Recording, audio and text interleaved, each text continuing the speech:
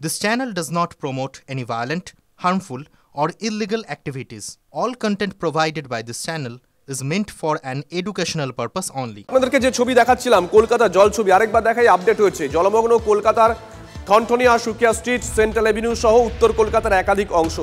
জল জমেছে ঢাকুরিয়া যাদবপুরেও মানে দক্ষিণ কলকাতাতেও সবথেকে বেশি বৃষ্টিপাত হয়েছে যোধপুর পার্ক নিকাশি পাম্পিং স্টেশন এলাকায়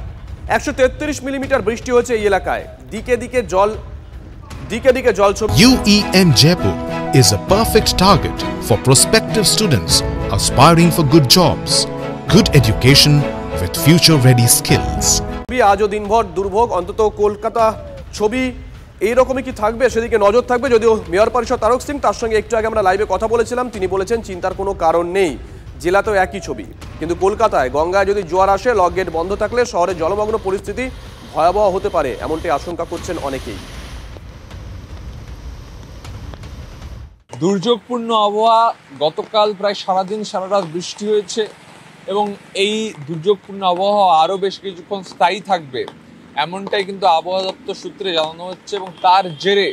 কলকাতা শহরের বিস্তীর্ণ অংশে কিন্তু প্রায় হাঁটু সমান জল জমেছে কলকাতা শহরের অন্যত্র কিন্তু এইভাবেই কিন্তু জল জমে রয়েছে কলেজ স্ট্রিট এলাকা আলিপুরের বডিগার্ড লাইন থেকে শুরু করে অন্যান্য জায়গায় জল জমে থাকার দরুন যারা গাড়ি চালাচ্ছেন তারা কিন্তু বেশ সমস্যায় পড়েছেন তার কারণ বেশ কয়েকটা গাড়ি এই জল জমে থাকার কারণে ইতিমধ্যেই কিন্তু খারাপ হয়ে গিয়েছে খুব আস্তে ধীর গতিতে গাড়ি চালিয়ে যেতে হচ্ছে এবং পথচারীরা তারাও কিন্তু হাঁটতে গিয়ে বিপাকে পড়ছেন এবং যেহেতু এই দুর্যোগপূর্ণ আবহাওয়া আরও বেশি কিছুক্ষণ স্থায়ী হবে তাই কিন্তু জলটাকে দ্রুত নিকাশি করা এটা কিন্তু কলকাতা পুরসভার কাছে একটা চ্যালেঞ্জ তবে কলকাতা পুরসভা ইতিমধ্যেই কিন্তু কাজ শুরু করেছে ক্যামেরায় দীপঙ্করের সঙ্গে সুমন TV9 বাংলা কলকাতা সায়ন্ত বেশ কয়েকটা তথ্য আমাদেরকে দিয়েছে চট করে দিয়ে রাখি মানিকতলা পাম্পিং স্টেশন চত্বরে 31 mm বৃষ্টি হচ্ছে দত্তবাগান সেখানে 30 mm Birpara 33 mm Ballygunge pumping station 35 Chetla pumping station 25 mm Mominpur pumping station 38 mm Kalighat pumping station 28 Jodhpur pumping station সবথেকে বেশি 133 mm মানে বুঝতে পারছেন উত্তর কলকাতা হোক দক্ষিণ কলকাতা হোক ছবিটা কিন্তু একই কম বেশি কলকাতা দুই অংশে বৃষ্টি হয়েছে দুই অংশের ছবি আমরা দেখাচ্ছি জেলার ছবিও দেখাচ্ছি এবং আবহাওয়া দপ্তর যা জানিয়েছে তাতে এই দুর্ভোগ কিন্তু আজকে দিনভর চলবে কিন্তু প্রশ্ন হচ্ছে একটু পরে যখন গঙ্গায় জোয়ার আসবে তখন লক গেট বন্ধ হয়ে গেলে এই জল নামতে কত সময় লাগে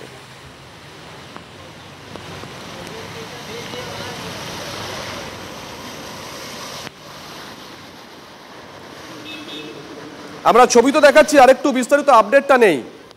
সায়ন্ত আমাদের সঙ্গে রয়েছেন সায়ন্ত 8:34 স্টুডিওর ঘড়ি যারা এই মুহূর্তে অফিসে বেরোবেন বা স্কুল কলেজে যাবে যারা একটু তাদের জন্য আপডেটটা দিয়ে দাও কলকাতার কোন অংশে এখন জল জমে আছে এভিনিউ যেটা মূলত উত্তর কলকাতার লাইফলাইন বলা হয়ে থাকে সেই উত্তর কলকাতা সেন্ট্রাল এভিনিউর আশেপাশে বিভিন্ন অংশ জলমগ্ন বিশেষ করে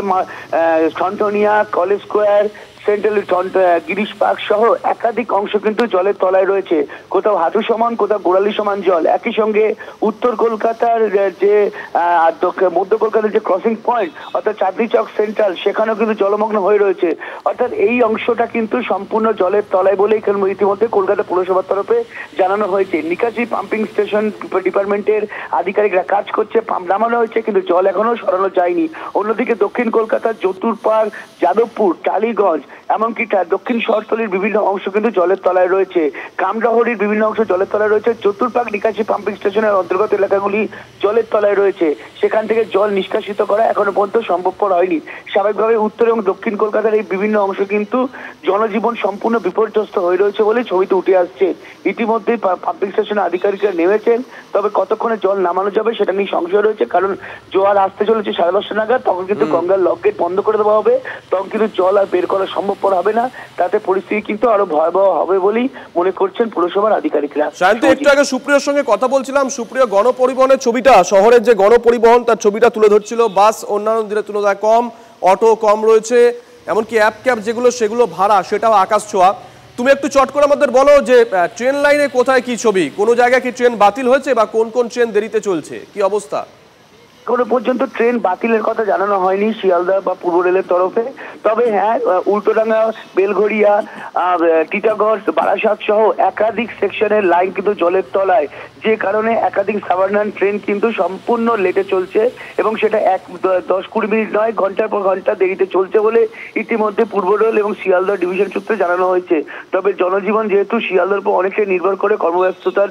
দ্বিতীয় দিনে, সেই তার স্বাভাবিকভাবে ট্রেন দেরিতে চলায় কিন্তু মানুষ তার গন্তব্যস্থলে সহজে পৌঁছতে পারবে না। এই শিয়ালদার তরফে পাম্প মেশিন বসানো হয়েছে, কিন্তু যেভাবে বৃষ্টিপাত বাড়ছে তাতে কিন্তু জল বের করা সম্ভব হচ্ছে না। জল কিন্তু এখনো বিভিন্ন লাইন জলের তলাতেই রয়েছে। বেশ, ধন্যবাদ শান্ত। কলকাতার ছবি আপনাদেরকে আমরা দেখাচ্ছিলাম। কলকাতা পুরসভার মেয়র পরিষদ তারক সিং, তার সঙ্গে শান্ত আমরা কথা বলেছিলাম। তিনি কি জানিয়েছেন একবার শোনাই। সব পাম্পই চলছে, লকগেট খোলা আছে 10:30 পর্যন্ত। যা বৃষ্টি হয়েছে, 2 জায়গায় বৃষ্টি হয়েছে, কামডহরিতে আর এই যোধপুর পার্ক। বাকি আমার মনে হয় 2-3 ঘন্টায় নেমে যাবে। লকগেট যদি বন্ধ থাকে তাহলে জলটা তো আর পড়তে বাইরে গঙ্গায় যেতে পারবে না, ক্যানেলে যেতে পারবে না। ন্যাচারালি তখন কলকাতায় যে বৃষ্টিটা হবে, যতক্ষণ লকগেট বন্ধ থাকে ততক্ষণ লোকের একটু দুর্ভোগ হবে। যা বৃষ্টি হয়েছে এভারেজ আমি দেখলাম, ওই 2টো জায়গা বাদ দিলে প্রায় 25 মিলিমিটার বৃষ্টি হয়েছে 1 ঘন্টা। তো ওইটা যে 1 ঘন্টায় নেমে এই বৃষ্টিটা হলো, সেই বৃষ্টির জলটা বেরোবার সময়টুকু তো দিতে হবে। তো সেই সময়টা আমার মনে হয় যে ঘন্টা 2-1-এর মধ্যে নেমে যাবে, 2-2.5 ঘন্টার মধ্যে নেমে, কোনো অসুবিধা হবে না।